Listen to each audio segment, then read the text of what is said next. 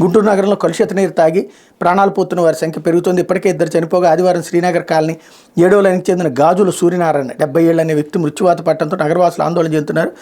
అతిసార లక్షణాలతో అమాయకులు మరణిస్తున్నందుకు కారణాలు వెల్లడించకుండా అధికార యంత్రాంగం గోప్యత పాటిస్తోంది అన్నటువంటి వార్తని హైలైట్ చేశారు. ఒక ప్రజల్ని ప్యానిక్ క్రియేట్ చేయడం, భయపెట్టేయడం అన్నటువంటి ఇదే దరిద్రమే ఈ పత్రికలకు వచ్చింది. మొత్తం అతిసారం వస్తే ఊళ్ళో ఉన్నటువంటి వాళ్ళందరికీ రావాలి కదా, లేదా ఆ లీక్ అయినటువంటి ప్రాంతాలందరికీ రావాలి కదా, అందరూ పడిపోవాలి కదా. ఇక్కడ ఖచ్చితంగా వాటర్ పైప్ లైన్స్ అనేటువంటిది మురికి కాలువల పక్కనే ఉండటం వల్ల లీక్ అయినప్పుడు టచ్ అవుతుంటుంది. వెంటనే దాని మీద చర్యలు తీసుకోవాల్సి ఉంటుంది, ఖచ్చితంగా నో డౌట్ అందులో.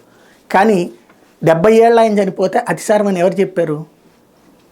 మొన్న గనక చంద్రబాబు గారు జైలుకి వెళ్తే బాధపడి చనిపోయారంటూ వైఎస్ఆర్ కాంగ్రెస్ పార్టీ వాళ్ళకు కూడా పరిహారం లెక్కలు చెబుతున్నటువంటి తరహాలో ఉంటుంది. కాకపోతే ప్రజల్ని భయపెట్టడానికి ఇంకేముంది అని చెప్పడానికి, తద్వారా ఎన్నికల సందర్భంగా సాధ్యమైనంతగా నెగిటివ్ క్రియేట్ చేయడం అన్నటువంటి కోణాన్ని ఎన్ని రకాలుగా ఉంటే అన్ని రకాలుగా కూడా చేస్తున్నారు. లేకపోతే వైకాపా నేతలు చూసి